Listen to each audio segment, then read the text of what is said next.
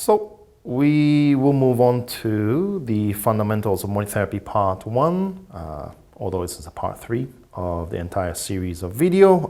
Let us begin with a view of human nature.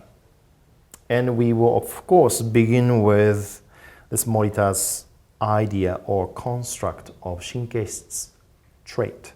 And I have highlighted that this is a trait, not a state. So we're looking into a particular kind of personality or personality tendencies. So let me articulate the characteristics of Shinkei's trait. It is hypochondriacal sensitivity and reactions to threats to health. Self-preoccupation, perfectionistic self-expectations, intellectualized and dogmatic worldviews and expectations, egocentric perceptions and reasoning, high awareness of problematic symptoms, and high achievement motivation and introversion. I myself could relate to many of these things as a academic also, but these are the characteristics of the Shinkei trait, and many of them are in operation, leading to the creation of the mechanisms of suffering, according to Morita. But it is a notable features of Shinkei's trait. In recent years, we have been finding that these characteristics under Shinkei's traits are transdiagnostic. For example, if we look into the advancedness of Shinkei using the latest findings in transdiagnostics, these are some of the references, is that, for example, Rice et al. Proposed this idea of anxiety sensitivity, which is very, very similar in clinical pictures to Shinkei's trait, and other vulnerability mechanisms like neuroticism. And we do have and find high correlations with neuroticism. Ruminations, we have one mechanism of unwellness, which is quite similar to this ruminatory mechanism, which is found to be causative in leading to common mental health conditions such as anxiety or depression. An unhelpful schema, of course, by Beck, and experiential and behavioral avoidance. And emotional avoidance. So within the Shinkei trait, these transdiagnostic mechanisms are packed in the Shinkei trait. So just to know that Shinkei, the idea of it was quite ahead of the time, which summarizes many of the psychopathogenic characteristics, even employing transdiagnostic mechanism to understand it. And also, let us move on to the key concept in Morita Therapy called desire for life, sei no yokubo. And according to Morita and his word himself, is what vitalizes all the natural. And we are looking into the dynamic motivational construct. It's a construct that is really dynamic and energetic, and it has lots of energy, force, and motivation. It's almost like an energy that is exploding and growing exponentially. So that's the sensefulness of this construct, desire for life, and we utilizes that for therapeutic purpose. And this desire for life concept is we consider to be bilateral in nature with the fear of death. And let me explain it to you using a diagram. So this is life. Living is this arrow represents the time, for example, the time that you're born and the time that you graduate from this life. So living. And we, Morita Therapist, equates living and dying as the same. Remember back we talked about monism, Shinjin, Ichinyo, Brahmanatma monism. A and B are the same. So this is reflecting in this idea. For example, someone who lived 88 years. He or she or they lived 88 years. But it took them 88 years to die. So since the day the person was born, living equals dying. And this living side, we call it the desire for life, and the other is a fear of death. So you could imagine that these desire for life and fear of death are one, is the same. So as long as you desire for life, desire to live, there's a natural other side, which is the fear of death. And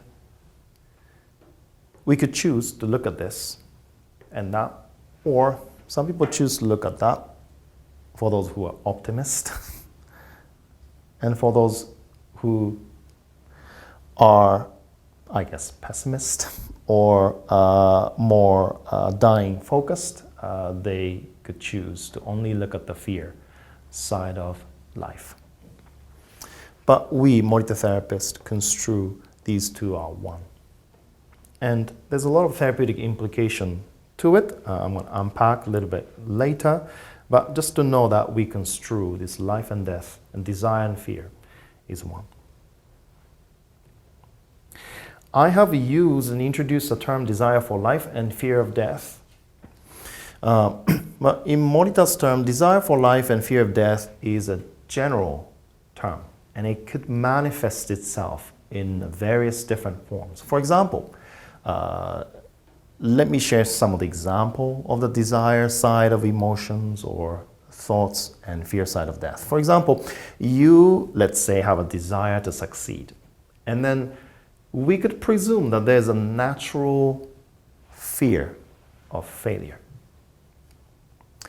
You fear failure because you desire the success. If you don't want the fear of failure, and then let's get rid of the desire. No desire, no fear. So that's how we try to see this bilaterality of the desire and the fear. And there are many things that we could say about this, is that we try to naturalize this fear. It's normal and natural to have a fear of failure, as long as you shall desire, and vice versa.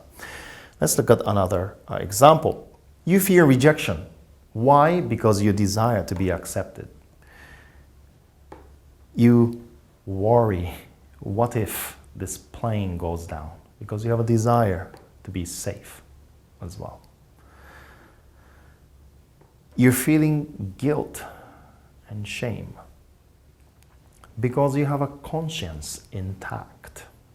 If you don't have a conscience, impossible for you to experience the guilt. So these two, if you call it, are prerequisites to each other.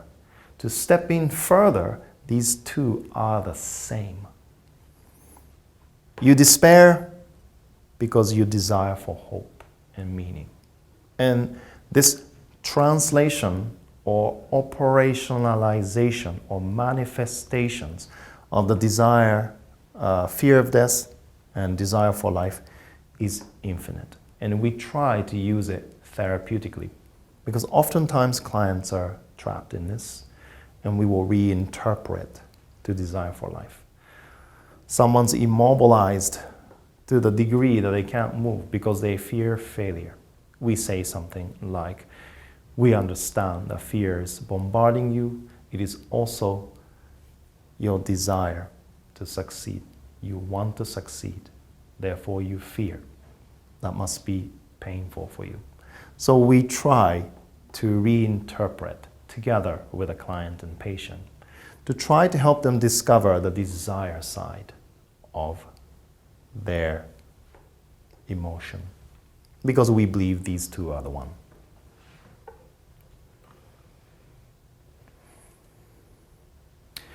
Going into view of unwellness, I've sort of touched this idea.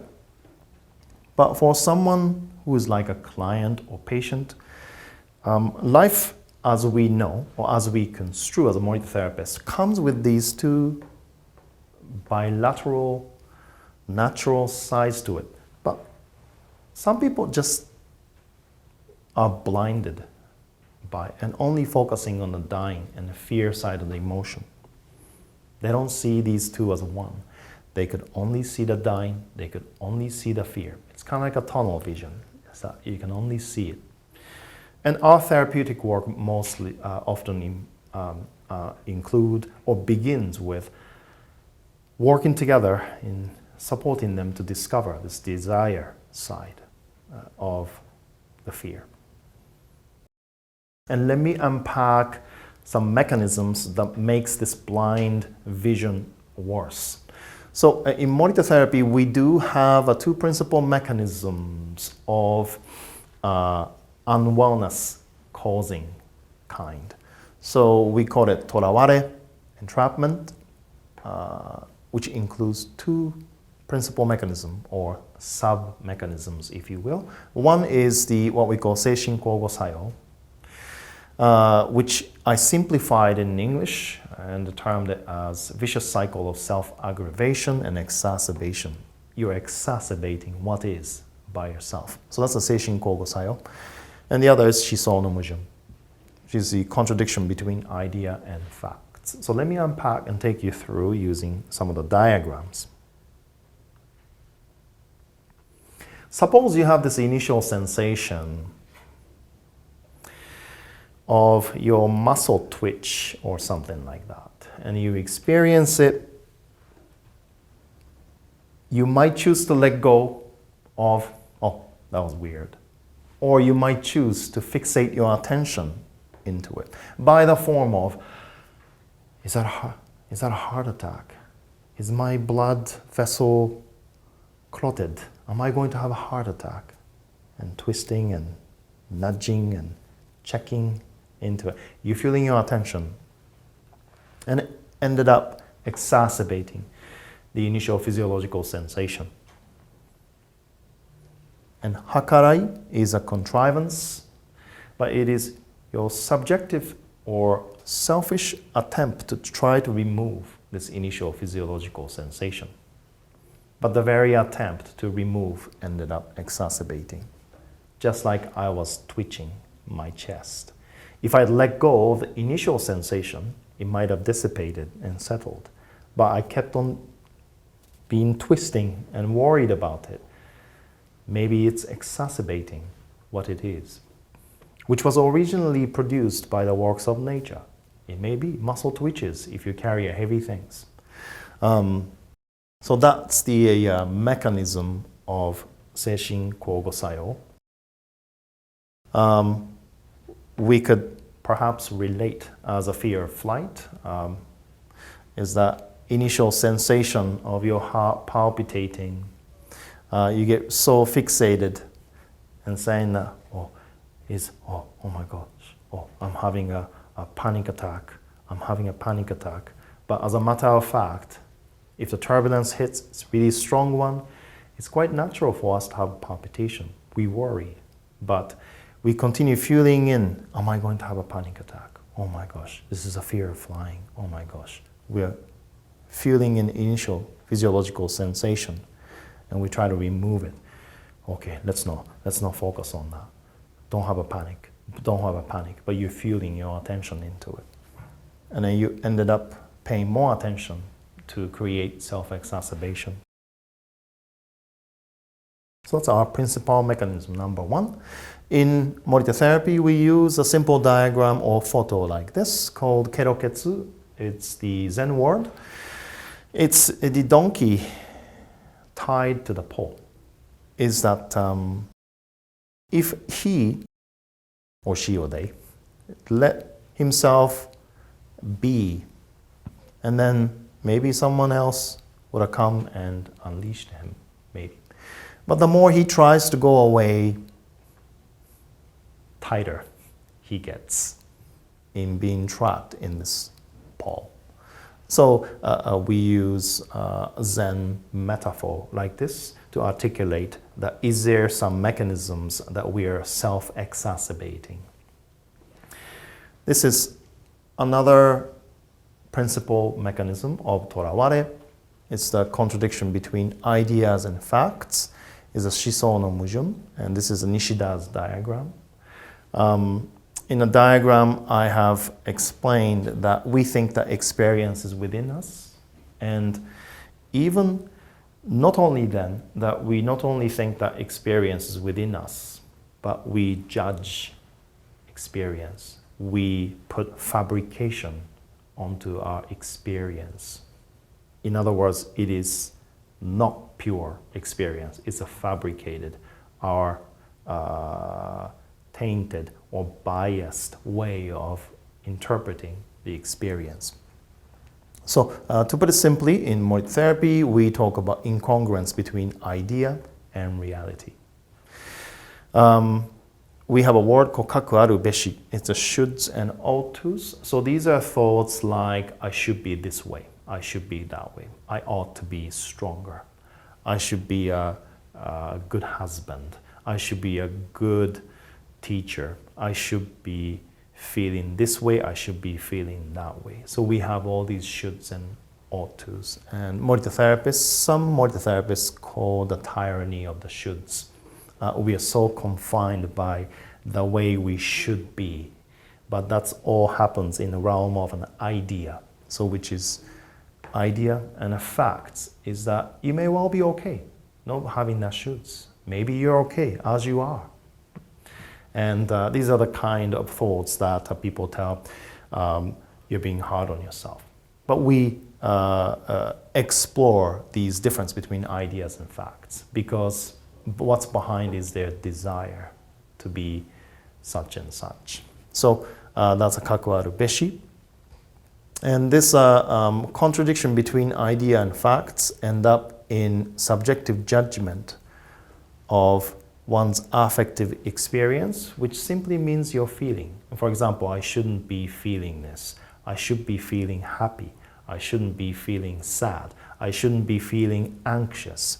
But as a matter of fact, the fact is that what is as it is out there, is that you might have felt anxious and depressed and feeling sad for reason and causes, but we conveniently forget about that in our realm of ideas, and we start to judge our feeling and leading into judging ourselves as well. And in Morita Therapy, we explore together with clients and patients about the potential discrepancy between what they're thinking and how they are and how they can be. So, contradiction between ideas and facts. I don't play golf, but some of you may. Is that in your head you might have a perfect shot, bunker shot of getting the balls out of the bunker. But in reality, maybe in reality you have a perfect bunker shot as well, but often this causes some discrepancies. Might there be some kind of the discrepancy that's causing their suffering? I shouldn't be this way. Maybe I should be that way. I shouldn't be this way. I shouldn't be that way. I shouldn't be feeling this. I should be feeling that way. In our society, it's the same as well. Don't be sad. Be happy. But as a matter of fact, when we are sad, we feel sad. When we are happy, we're happy. And that shall exist without our judgment or ideas.